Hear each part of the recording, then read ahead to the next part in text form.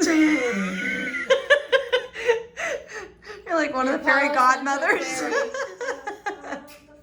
We're officially rolling. Of course, we can cut it in wherever. Alright. Cheers, friends. Should I click play on this? Yes, so what we're going to do is click play together.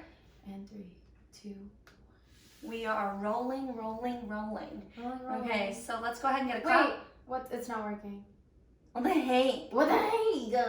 Well, you was just working on, you're not working. I was just working on this. How is it not working? Hello? Oh, you click play. Hold on. Oh, I'm not supposed to do that. Yes, hold on. Go back, drag your thing to the beginning. And then ready, click record. 1, 2, 3. Stop. She said, play. Why is it not working? Everybody, we have it together. Yes, we get it. Are you ready to clap? Ready? 1, 2, 3. Action. All right, now we're rolling. Okay, so, wow. Welcome to the podcast, everyone. Hello, friends. Wow, this is our first interview episode, and I'm so glad, Maddie, we're seeing this through. We started with Instagram Live. Let me introduce you guys, obviously, if you don't already know. This is Madison Bailey, my dear friend who plays Kiara on OBX, Outerbanks on Netflix. And yeah, go ahead, Maddie. Yeah, hey, hi. Happy to be doing this. I've never even listened to a podcast in my entire life, so this is fun. I'm glad we get to talk and get to open up the conversation a little bit more and make it a little more accessible, because sometimes people miss Instagram lives and stuff like that, and you can really listen to this whenever. Absolutely, yeah, especially for those commutes, those random quarantine sits. LA traffic. Yeah.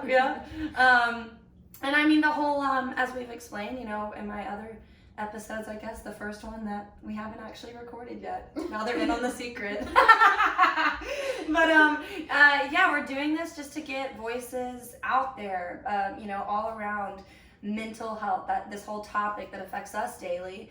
And we feel like with the more, you know, voices we can get out there, the more unfiltered we are on this topic, the more we're making it casual and breaking this whole stigma around like it being such a hard thing to talk about or a shameful thing or something to be embarrassed about, because it's not. For sure.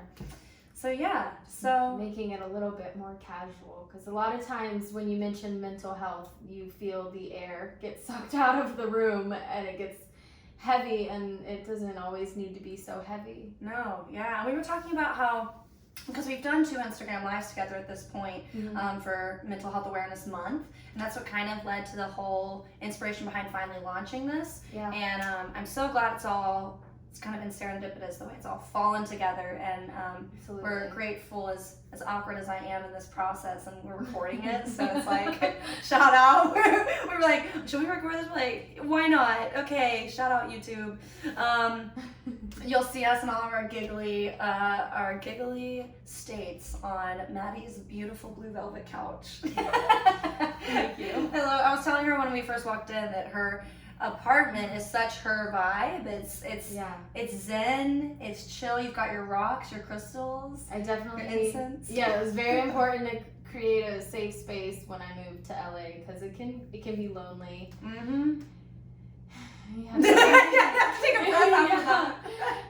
have to find like your own peace in your own home with yourself, so that you feel comfortable. Absolutely. And your home reflects you, and I vibe that, because I love you. When I step in your home, I'm like, okay, you know. Thank you. Yeah, thank you. Oh, I'm glad we're doing this here. Me too. This is great. So, talk to us about your diagnosis and how that plays into your everyday. Yeah, so I was diagnosed when I was 17 or 18. I feel like I get it confused if I was 17 or if it was 2017, but either way.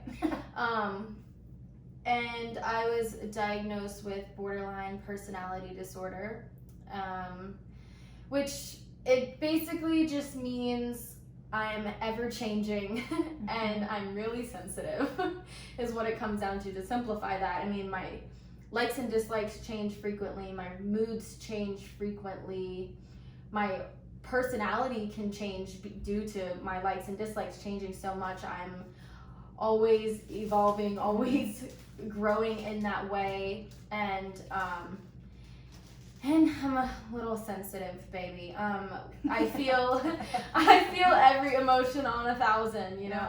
It's, if I'm sad, I'm devastated. If I'm happy, I'm overjoyed. If I'm angry, I'm pissed. Like, it's just everything on a very extreme level. Absolutely. I mean, it's funny that even though, and I think a lot of diagnoses are this way, even though, and that's why people are misdiagnosed often. Yeah. We might have different diagnoses, but you and I have a lot of similarities in the way we experience life. And being bipolar, I'm the same way, where I have those extremes. Nothing is really at a 4 between a 7. It's always like under a 4 really low, or like above a 7 really high. You know, like the middle range. I don't know that range. Who is she? Who is she? I don't know. But I'm curious to get your opinion on something a really close friend of mine said to me when I was complaining about, like, I'm just so unpredictable. And I feel like you experienced a little bit of that too, which is like you said, you're changing, your likes are changing, your interests, your, you know, what you want to do, all that kind of stuff. So for you, this person said to me, they're like, you know what, why don't you just celebrate that unpredictability and like love being colorful and all over the place. And I was like, in the middle of it when he said that to me, I was like, that's not fun right now. I don't like that. But the more, like, listening to you and knowing how much I adore you, I can actually step outside of myself and see what he was talking about. He's like, hey, I love that about you because you're always interested in everything. Yeah. You know, you have so many widespread interests, and you can talk to anyone and connect with anyone because of your... Exactly. Yeah. I think that's the easiest part to celebrate, is like how many people I can connect with because of how malleable I am. Definitely. As a person, like, I can, whether I've been through it or not, I think that's one of my favorite things about me, is that I can be so personal with such a broad group of people. Yeah. I love that. And that's obvious too, and just seeing like all your different, I mean, there is a general feel, like when I meet other friends of yours that I haven't met before, I'm like, okay, I get that. It's like, they all have to have like an open mind. They all have to be like loving and caring. And then other than that, you know, like you can, I don't have a lot in common with, I'd say, the majority of my closest friends. You know, there's so much stuff, and I'm like, I have no idea what you're talking about. It's like, but you're my best friend because, you know, I get it. I don't know. Well, I feel like that speaks to as well how, because you have done the personal self-care work that you do every day on taking care of you, that core you remains the same. So that above the line stuff doesn't really matter as much anyway. You know, it's like when you look at your friends, they don't have to all connect on all that stuff above the line, because below the line, you're still you. Yeah. You know what I mean? Even though you're going through your phases, you're going through your whatever new wave is, you know, approaching you. It's like, you can't predict it. But another thing that I like about it is that I'm always down to try something new. Yes. Like, always. Absolutely. And and like anytime I do something new, I'm like, this is my new favorite thing. We're extreme. What I love. I laughed because I got an image of you and your like long acrylics rock climbing with your big hoops. I definitely went rock climbing in my hoops one time, and this girl was like, maybe you want to take those off, and I was like, actually, femininity is really powerful, so I'm going to keep them on because I'm having a good day. Yeah. But I love seeing you rock climb like a boss in your acrylics. I was like, I was complaining because I just had my teeny tiny little nails like they are right now, which is like a quarter of a centimeter past my fingertip. I'm just like... She's like curved and going, and this was during this, to speak of another phase, which I admire and love. And I actually, the more I reflect on my own life, I've done the same thing. I had a bohemian phase, I had a retro phase, I had a dress like a 5-year-old phase, which still exists. It can change like day to day. I think I'm becoming more colorful the older I'm getting, because I still like, it's not that I completely abandoned the things that I liked a week ago, but it's just like I'm constantly... But you're going with what you're feeling. Yeah. I think that's what it is it? Because that is for me. Oftentimes it's like, I'm feeling this, I'm inspired by that, and so I jump into growing into stuff. Yeah, absolutely. So, okay, A transition I observed, which I'm grateful I got to. I remember us shopping before you left when you had booked OBX, and that's when you were more in like you were transitioning into that natural Kiara bohemian hippie phase. But you were like, when you first got cast, you're like, this girl, like talking about Kiara, you're like, she's super chill, she like doesn't, she don't wear makeup, and like you love your makeup, which I love is you have all these different versions of you, which is still you. Yeah. But you went from that transition of like, you were in your shop phase and like girl, femme, like all the way. Yeah. And it still comes out, and I love it. But tell us about that transition and mentally as well. Yeah, I think being an actress and having this disorder, it can be an interesting combination, because then after any character I play, they're like, so how are you your character? I'm like, no, I'm just her now. Like, I'm her until I play somebody else, and then I'm kind of that person. You take it on, and you learn from the character. You know, it's like, you find it within you. Also have to be picky about what roles I take, all things considered. Yeah. But, I definitely kept a huge piece of her with me, and now I'm like, I don't wear. When's the last time you saw me put on a full face? I know. It's crazy. I know. I just feel like playing the character made me comfortable. Absolutely. And it was cool to see you step into a character who you, especially in the way that Kiara lives, and in the way that she is, like, she stands for what she believes, and she is vocal about it. She is shameless. But then her exterior was different, and you stepped into that as well. But how was it for you moving, to across the states? Of course you're from North Carolina, but moving to South Carolina to film this for 6 months, and step into, again, another person's head. Thankfully, you could identify with her in a lot of ways. And a lot of what Kiara's, I love when she says, that's so tone deaf. It's so tone deaf. Like, you would say I'd that. say all her dialogue is just me talking. Yeah, it's it is. Everything that I would say. Yeah. It was more of an exterior, like finding this chill aesthetic and really chilling out. Yeah, you sat into it, and I love that. So how do you see your BPD affecting your work, like day in and day out? Yeah, so I think it definitely depends on the day, obviously, but I can get really anxious if I feel it affecting me, because then I start to predict what's going to come after that. Absolutely. And like, I can feel something's happening, there's a disturbance in the force, and I don't want to see this be played out at my workplace. No. So I think it's great that I'm an actress and I get to escape into being somebody else. I can have other problems at the moment, and it's a lot easier than I feel like it would be with really any other profession. Absolutely. That's a really interesting point, because I know a lot of people ask, like, well, then what do you do, like, when your anxiety kicks in about it? And the answer is, when you're doing what you love, what is your passion, thank God we're able to do that. Yeah. Because it does tap us out of that for a while. Definitely. And it is an outlet, not only is it an outlet of expression, but like you said, you escape your mindset. Yeah. And you go into someone else. And even if the character you're doing, that day, like, has issues, you're like, but they're not mine. Exactly. It's like, it's not, even if I have had the exact same issues, I'm like, it's not mine right now. I'm not myself right now. Yeah, absolutely.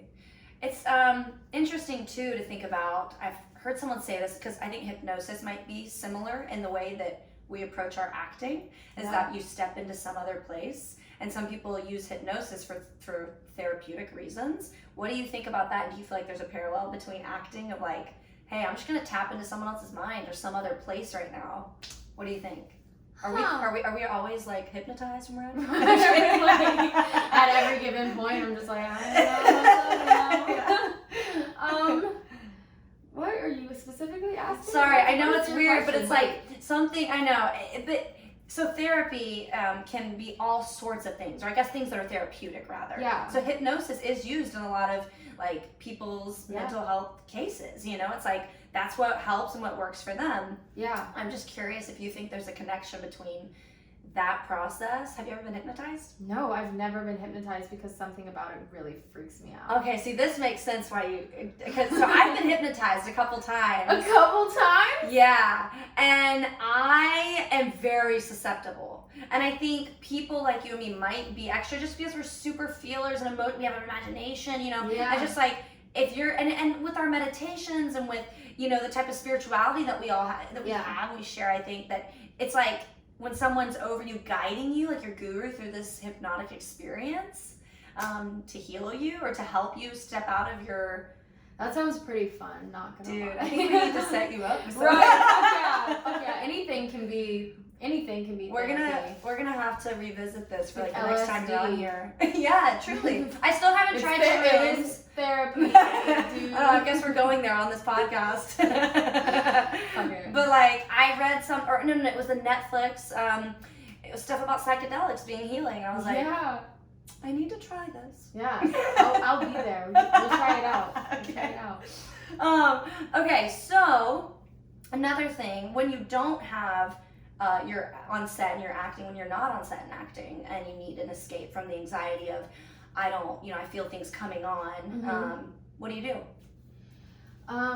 So I've said this before, I said this in our Instagram live, is just do literally anything. We talked about putting your body in a different position than it's normally in, something that you can connect with outside of your mind. Because if I just sit there, I'm going to reel and keep it moving. But sometimes there's really nothing I can do. Sometimes I can't even feel like I can get up. So it's just like, wait it out and let it do its thing. I'm still learning constantly. There are definitely times where I feel everything for like a couple minutes before I'm like, wait, but I have to like fix this now, and now I let myself feel a lot. And then take it back and figure out how to calm myself down, because there are times when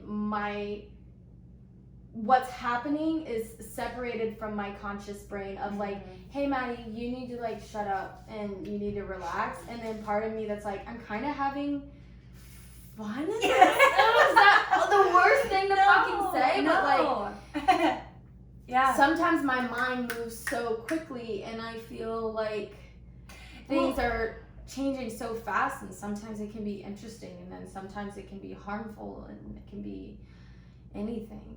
Like there are times like a part of, which I did read a lot about this, is that part of my disorder is acting on impulse. Meaning absolutely. Impulse for really anything. Impulse to party, impulse to spend money.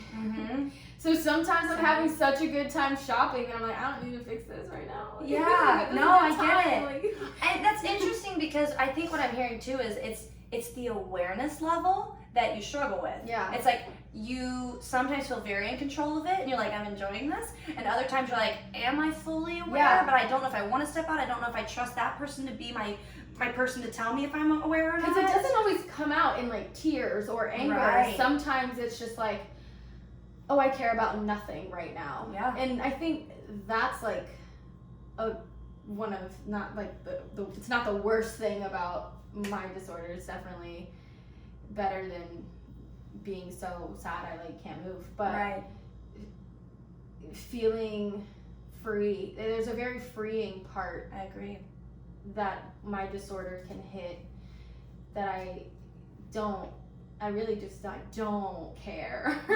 And well, it's the freedom with being in the moment and being impulsive, with being led by your feelings. If it's what you're feeling 100%, you feel like it's not going to fail you. Do you know what I mean? You're like, so I'm riding this wave right now, and I get that with my bipolar episodes, especially when I get hypomanic. I don't get as hypomanic as I do depressive, and so I hate the depressive, obviously. And so when I do get hypomanic, I'm like, I'm going to enjoy this. You know, like, don't y'all knock me down. Don't y'all tell me I need to go to sleep. I'm being creative, and I'm gonna create. And it's like people are like, Lacey, you need to show. You haven't blinked your eyes in 3 minutes. You're crying. And I'm like, but like it's kind of fun. But I'm like, but inside it's great. You definitely go through. It's hard. It's hard. You have to really find your people that you trust and that know you and who can check you in. And that's kind of what and even still, like I'm still with Zach. I'm like, nope. I'll hear what he has to say, and he's telling me I'm not being present, and I'm like, I don't want to listen. Give me an hour. 4. And then now it turns into 7. And he's like, what have you been doing? And I'm like, creating. You know, so it's like, seriously. Making a podcast. Shopping online. You know, it's just like. Adding 85 things to my cart that I'm never going to click order. Absolutely. You know? So it's hard, but that's when I think, you know, you have to find those day-to-day routines that shows you on a day where you do feel like you maybe went off the spinner a little bit, that like you reel yourself in the next day and you go, all right, we're going to call it for what it is. Yesterday was fun, you know? But it's like you've never done anything in my time knowing you that was off the rock or off the chart. Like that's so unlike Maddie, which is the reality of having diagnoses like ours. We can go there. We have the potential to go there if we are. I have, just like not you particularly, but I've definitely done things where I'm like, who was that? Where did she go? Is she coming back? Because I like, don't fucking want her here.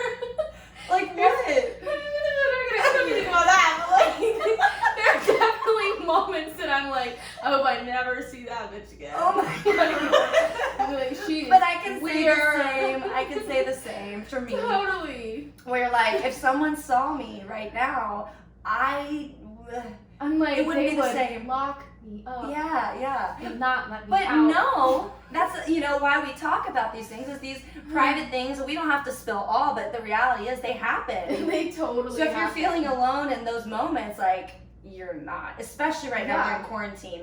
Have you had any moments? I know yours has been different because of the explosion of the show. You've had amazing distractions. Yeah, definitely. But when you're confined or isolated or, you know, feeling helpless, like, oh boy. Boy, does she come out then. I haven't spent a ton of time alone. Yeah. Just because I was staying with a friend for a while. But I've really enjoyed being alone right now just because it has been a while, so I can't really say that. There are definitely times where I'm alone and I've been alone for too long, and I mean I talk to myself anyway. Yeah. But then I really talk to myself. What do you tell yourself?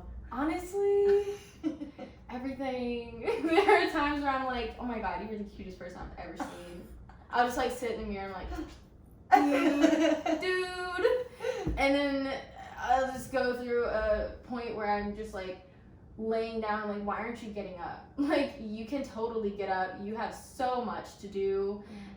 Just like do something. And I'm like, but I don't really want to. And then I like go, I'm a little all over the place sometimes, but I'm usually pretty content alone. I would say the majority of my triggers are from other people, which isn't to put blame on anybody else, but it's just like those are the things that like my brain reacts to. I mean, obviously there is that loneliness of the disorder where it does affect me when I'm by myself, and that's just more of the like lazy version. Okay, so I'm curious what you mean by lazy. Yeah. Like a lazy version of myself, like where I'm just like, I feel like I can't do much. So Does here, that make sense? Because I like it. Oh, it makes sense. Trust me. I get really high energy when I'm alone too. Like obviously all of those things affect me, but I like when I'm higher energy. Yeah. And I'm like running around my house and I'm just like. So my question is, doing all of the dances. Do you have a hard time? Because I'm very much the same way, and I tend to judge myself when I'm not the version of myself that I like. Definitely. Is that kind of what? How are you at combating those negative thoughts? Those there's something called automatic negative thoughts, or thinking it's ants. And my therapist we talk about, because you and I talked about catastrophizing, how you jump to the worst, or you might. And for me, I might jump from my own trauma, the way I was kind of trained growing up. It's just to assume the worst. How are you at fighting those thoughts and accepting all versions of you? I think I'm getting really, really good at validating my own feelings.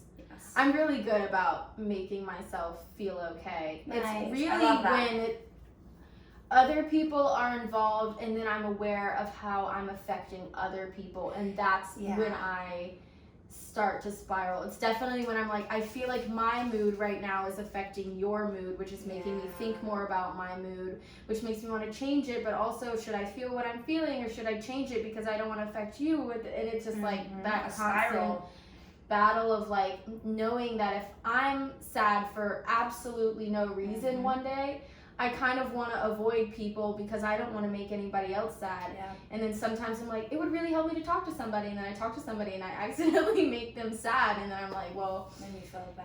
Yeah. fuck. I get it. I often isolate myself when I'm depressive because I'm the same way. Like, I don't want to be a burden. Yeah. But I think that's a really dangerous place to think Yeah, or think in or whatever, is because what would help you is to get out of it. You know, Yeah. or not that we can necessarily have the control to force ourselves out of moods, or else we wouldn't even be talking about mental health in general. You know what I mean? Because the whole point is we can't help a lot of this. For sure. But the ability to have those safe people, of course, that you can say, like, hey, you know, I just need to sit and be sad. Do you want to watch a sad movie? Or can we talk about, you know what I mean? Just to get my feelings out. Yeah. And to know that there's a lot of personalization that people do, and it's often our trauma based. It's like because of what we've been through that's hurt us, when people do something that's nothing to do with us, we take it personally. Yeah. And we're like, oh my God, she's upset in a bad mood today. That Yeah. means I did something. Oh my God, what have I done? You know? I will sit and overthink, Yeah. but I'll be completely quiet and completely expressionless. Yeah. And people are like, hey, what's wrong with you? And I'm like, my response is gonna be nothing every time. They're like, nothing is wrong, because I feel like if I do vocalize it, people aren't gonna keep up with my train of thought. Yeah. Because it's changing so freaking quick. Yeah. So it's really, so how many people, I guess, are there that you try to go through that with, that train of thought, Mhm. versus do you just find more peace with yourself knowing, I got this, I Yeah. got my train of thought, I don't have to, you know what I mean? I definitely stay in my own head. Yeah. But Totally. and that works for you. That's Yeah. not a Yeah, bad thing. it makes That's like me a good feel thing. better, because Yeah. like we talk, like I'd say 9 times out of 10 anybody feels like a burden, it's because they feel like a burden, not because somebody else told them they were a burden. Dude, I cannot tell you how many times I've had to repeat to myself over the past 2 months of quarantine, or 3, I guess at this point, Mhm. that I am in my own way. Yeah. I keep having to say it because you're right, it's something you've created in your head. And people are like, I'm sorry, did I ever say that you were a burden? I was like, Right. no, but I feel like I'm just so emotional and and they're like, shut up, I love you, you're good. Like, this version too. Yeah, You know?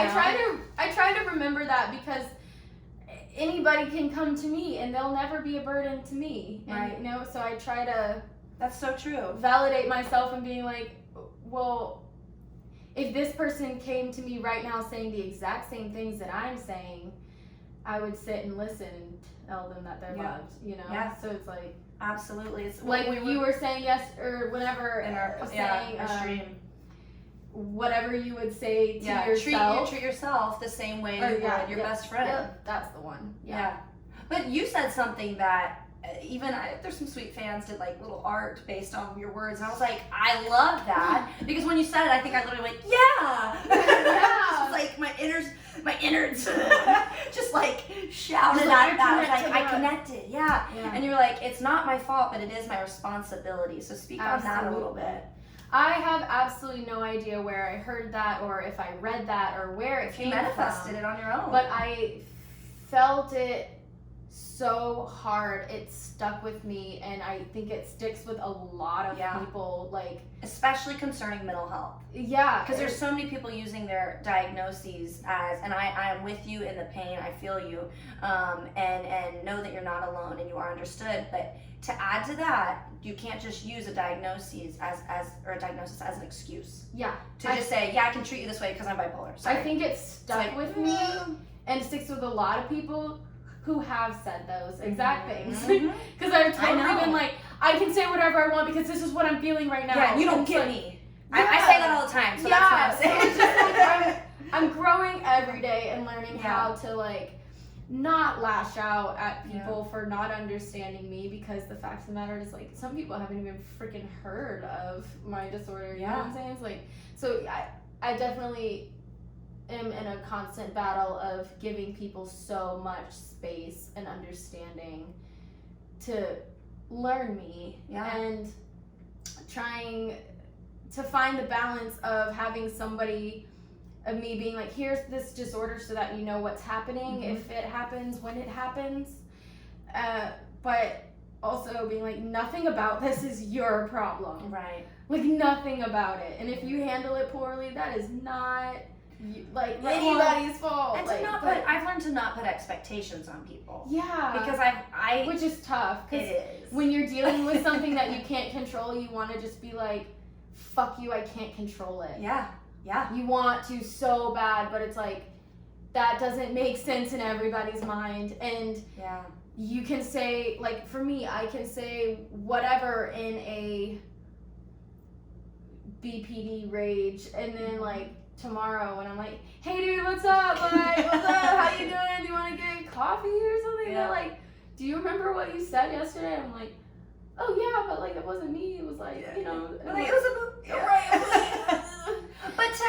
but not everybody gets that. You know, the fact no matter what you say right now is going to affect you, and it is going to have a more permanent effect on your relationship with whoever than you want it to. So it's not your fault for lashing out. It's not your fault for being sensitive. It's not your fault for being depressed or being anxious or having panic attacks. Nothing about that is your fault. Mm-hmm.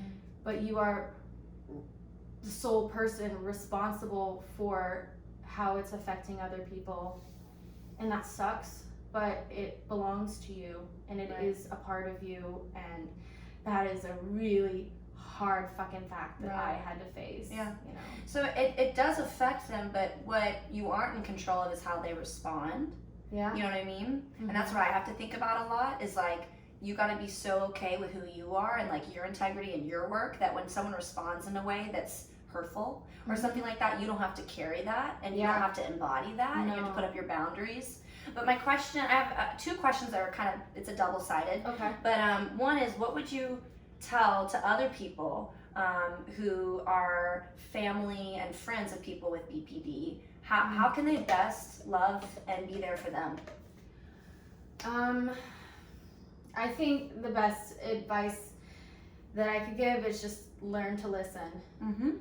Because, you know, there are definitely human instincts of when somebody says something, maybe to purposefully hurt you, maybe it was their gut reaction and it hurt you, and whatever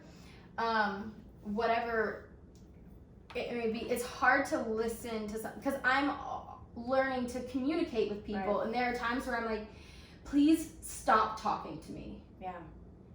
And people are like, but I want to keep talking. And it's like, just learn to listen to somebody when they are trying to tell you how to stop triggering them. Or if somebody says they need space and they because for me, it's really hard to speak up and communicate those things sometimes. So if I get the courage to say, hey, I need to hang up the phone, or hey, I need you to walk away for a minute. If I build up the courage to say that, and you sit and you say, no, I'm not going to do that, and don't respect that, it makes things so difficult, because it's like, how can I control myself and calm down if I'm telling you something that you could do to help me and you're not doing it? Right. It's like, it does you no harm to walk away for 5 seconds. And there can be people, I've learned in my experience, there can be people who genuinely love you and they're good people doing this to you, and you're just screaming on the inside for me, I'm about to explode when I'm in a moment like that, and I'm like, I'm trying to save you here. Right, I'm like, I want to claw the shit out of your arm or put a hole in the wall. Like, I can get like that for me, and I'm like, or just tear your head off with my words. Like, I don't want to get to that point, and I feel out of control, and I just need a break. So it's hard, I've learned, is people just, have to listen, because what their instinct to help might be is not what you need. It's not what I need. Yeah. Absolutely. So on the other side of that, I'm curious, what would you tell any other person out there who is BPD? Either they've, been living with it knowingly for a while, or they're new to it. Yeah. What do you want to say to them? I hope you're okay. Same. I hope you're okay, and you are really, really not alone. I think it's one of the disorders that you're just like, anytime you feel anything, either you say it or somebody else says it, and it's just like putting the word crazy. And that label is so stressful. Yeah. You're not crazy. You're not crazy. Your chemicals are fucked. Yeah. You're fine. Yeah. And you're gonna learn to love those parts of you, and I I think the best advice that I could give is just to learn to communicate. Yeah. Like, it's so hard because I'd say for like the first year, anytime I was affected by anything, I was completely silent. Yeah. I'm just like, so I'll like scream and then I won't speak for like an hour, and it's very hard because I think the way to get out of my moods is change the subject. That's the best part about being ever changing. I'm gonna get over it, I promise. And quicker than most people would. Absolutely. What I was gonna say is you're one of the most forgiving and like you don't hold on to things. I don't. In a way that I'm a lot ready. Of people do. I'm so ready to move on at every given point. That if it was like between, hey, let's sit and talk about this, or like, let's just like turn on a movie and think about something else, and then I'm gonna laugh at the movie, and then I'm gonna be fine. And then Right. So is it easy for you, or is this something you have to work on? It kind of like you said, you're very in your head and very thoughtful about these things. There's a difference between this is my my diagnosis right now, this is BPD, kind of just slanting me here and there, and I'm like you said, I can move on from this real quick. And then there's also, no, this is a real trigger that I'm working with, and this is something that really bothers me, and we're gonna have to revisit that to work through that. You know what I mean? How do you differentiate those two? Do you respond differently in your body? I think the majority of my triggers are things that give me anxiety. Okay. So you can tell. The BPD of things is pretty random. You know, it's about my personality. It depends on who I'm in contact with, what I'm wearing that day. Yeah. It can be as simple as... But you can just tell that you're off. Yeah. I'm the same way. I'm like, but my anxiety, I think it's easier to pinpoint triggers. Like, I get... Anytime I'm scared, really, I get very anxious about parking. Yeah. So much so that I bought a car and I Uber literally everywhere because I will be like, hey, is there parking? If not, I cannot come because I will shut down if I'm looking for parking. I will cry. I can't tell you how many times I have cried and had a panic attack trying to freaking park, and then I moved to LA to help my mental health. Well, I was gonna ask. I was like, especially before OBX. I know I was driving to auditions. You have to leave so early. I have to and Uber. You have to park. I wonder. I Uber every audition. Any meeting I have, anything, because I'm like, I can't bring this energy. I love that though. Into any audition space. I know I have to Uber. I feel that though. Know thyself. Know your triggers. Because Step one. Know thyself. Because I also, that's a lot of things. I'm scared of the dark. Okay. Fun fact. Do you know what that's triggered from, or is it just? I think it's just from watching horror movies as a kid, and it freaking traumatized me. Yeah. So it's like the slightest thing can feel extreme. Like the other day, my light flickered, and you guys. You got out your Palo Santo. I was like, oh, I'm so ready to take a bath tonight, and then I was like, normally I want to turn the lights off and burn candles. I'm like, I can't do that because I'm so scared right now. so it'll build to like eventually I'll get over it. But I like sleep with lights on. It's a lot. Like I can't. It makes me just panic. Nightlight, right? Do you sleep with all your lights on? I sleep with my Christmas lights on. Oh, okay, okay. That's so it's like fairy lights. The entire room is bright. It is. But you have a mask, right? I feel like I've seen you with a sleeping mask. On occasion. Okay. It depends. That's like for like daytime naps. At night, something about it. Like I don't know why. But I'm curious. As a child. I was about to say I'm on a new journey of trying to tap into my childhood triggers and trauma. Super fun. Not at all fun. But I'm learning because people are like, just know your triggers. Know your triggers. I'm like, look, I know I'm triggered all the time, but I don't know. There's so many. I literally have a whole entire the majority of my childhood I don't remember. I dissociated because my body took care of me by saying she doesn't need to hang on to those memories. They don't serve her. So instead I just didn't. And it's like, but there's stuff that still affects me physically. Do you have anything like that? I mean, do you have good memories from your childhood, or do you have things you're like, I can't remember, I don't really know why, or I don't know. Some people say that's the secret to finding out our triggers, the root of them. And I'm like, I don't really know if I want to go there yet. I know there's healing there. I don't know. I don't feel like as a kid I experienced a ton of trauma. Yeah. Aside from being scared of the dark. Yeah. Well, and it's interesting too to understand people's backgrounds, because oftentimes with mental health diagnoses, sometimes you are genetically predisposed. Yeah. But oftentimes a lot of personality disorders are developed from trauma. Not always. I mean, everyone is different, absolutely different. But I know for me, you know, my father's bipolar, but I know that I also had different traumatic experiences that shaped the way I express myself and the way I live, the way I react, that I have to work through. And I mean, all that, I mean, it's why I follow these accounts on Instagram. And I think that's definitely where it's just like the belief. Some people don't even freaking believe in mental health, and it blows my mind. What? And I think, oh, you mean like some people like are it's just not like, a real they're thing, just, like, you can't, making shit up, and I'm like, you can't collect the I'm like, statistics or listen, something. Or the graphs. Being raised in the house I was raised in, with the people I was raised by, I was set up to be perfectly freaking happy. I promise I was. Like, I didn't,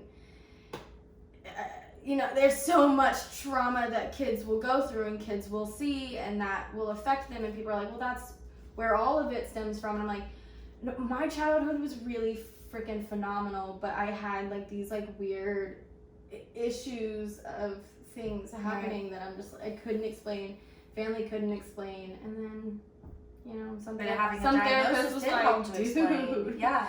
But I love that. It's oftentimes a diagnosis is liberating. Yeah. Because you're like, I said, that's an like, explanation. that's all I needed, you know. Therapy was not what I wanted. The second my therapist was like, we should do group therapy so you're not alone. And I was like, well, no, it's not that I don't believe other people have it. I just like, I don't really want to talk about it. Yeah. And I'm the type of person that I made a face for the people watching the audio when you said group therapy. I went, ooh. And I don't mean because I advocate for therapy, group therapy, all of it, but I understand the intimidation behind it and how it's not the same thing that might work for me is not going to work for Maddie. You know, we're all different. Right. So it is your own journey to find out if you want to feel like your best you and understand yourself and love yourself. You figure out what works for you. Yeah. You know, overall. Mm-hmm. So what do you think about doing this podcast, about using your voice in this way to talk about your mental health? I'm really excited. Yeah. You know, it means a lot, because I can't think of anybody that was like the spokesperson for borderline personality disorder, and it feels like such a thing that it's like, I didn't know it personally until I knew you. I knew of it, but I knew where I was like, well, I know some people I think, you know what I mean, but I didn't fully know because I just study all of the DSM-5 for fun. That's just me. I just love learning about it all, because I'm like, I'm not alone, and this person has that. Whoa! Right. You know, like, I think of just the part that I'm excited about is to start where I'm at right now after only being diagnosed for a couple years and still not having, you know, I don't claim to have a complete hold on what's going on, and because it is ever changing, I'm excited for people to see how it changes and see absolutely, and how your things openness evolve and talking about your journey, because the reality is we're not professionals, obviously. We're just humans who are openly talking about this ever-changing thing. Like I'm not a scientist, I'm not a doctor, I'm not even, you know, any professional mental health person. I just like have borderline personality disorder, and I'm gonna talk about it. But I personally think it's more powerful to hear from the people who personally understand these things than the clinical side of things, which I also think is necessary to hear. You know, this, like, you had to do your research of knowing what you have. Right. And I talk to my therapist every week but again, I think that's also that's my thing to unpack, you know. I just need it. But it's the thing, we're not claiming to have it all together. No, I don't. Like, you're gonna listen to this podcast and be like, this was pretty messy. I'm like, yup. Like, then we nailed it. Crushing it. That's exactly it. Oh, I'm so glad that we got to do this. We started like this, just chilling on your couch, talking. And during, you know, Mental Health Awareness Month, I think every month should be that, because at the end of the day, we're just trying to make this a casual thing to where you don't have to hide. You don't have to feel like it's something you have to keep from people. If it's affecting you day to day, like, let the people around you know. And and talk to people, and we don't have all the answers, obviously. For but sure. Yeah, any final notes? Any final things you want to say? I just want to tell everybody to take care of themselves. You know, you're not crazy. You're going through something. You're feeling your feelings. Don't ever hesitate to let yourself feel literally anything. Ever. And you said just keep growing earlier. Keep growing. That reminds me of you. That's what you do. It's like you're learning from this. You're benefiting You from too. every new faith. Hey. Yeah, we're just growing. Thank you. Always grow through this, because you will. Like, whatever is happening is temporary. Amen. That's the name of our podcast. Cut right there then. Bye.